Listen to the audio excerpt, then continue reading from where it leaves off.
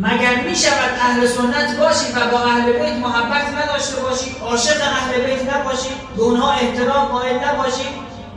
ما با جان و دل از اونها حمایت میکنیم و از کسانی که با اهل بیت دشمنی دارند متنفریم و بیزاری میجوییم. همه اونها، حسنین، حضرت علی، حضرت فاطمه زهرا، امهات المؤمنین، حضرت عایشه صدیقه، حفصه و همه اهل بیت.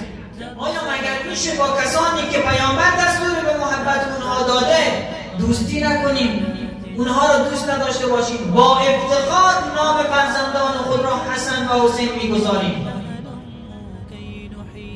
الحسن و الحسین سیدا شباب اهل الجنه، سردار جوانان اهل بهشت.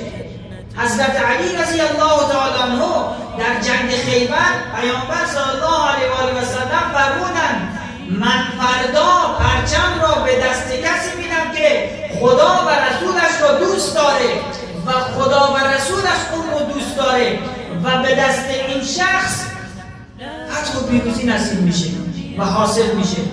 همه منتظر بودن پرچم به دست چه کسی داده میشه؟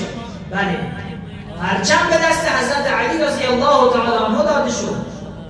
ما حضرت علی را هم دوست داریم.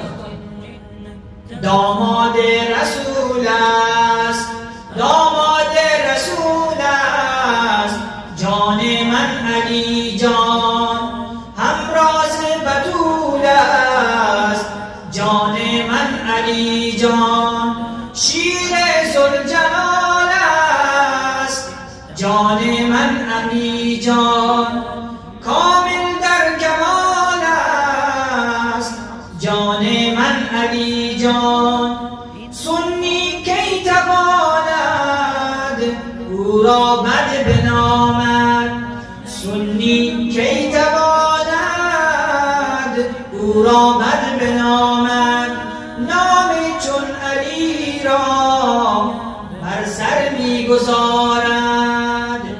ما اهل بیت رو دوست داریم. حضرت فاطمه زهرا ام ابیها، پیامبر میگه ام ابیها، فاطمه مادر پدرش هست، اینقدر محبت دارد و میفرمایند فاطمه باری تن من هست. حضرت حسن و حسینی که پیامبر در حال سخنرانی هست، داره به مردم موعظه میکنه، درس میده، تبلیغ میکنه، وقتی اونها رو میبینه تاب نمیاره، پایین میشه، اونها رو به آغوش میکشه، بغل میکنه. چطور ما این انسانها رو دوست نداشته باشیم؟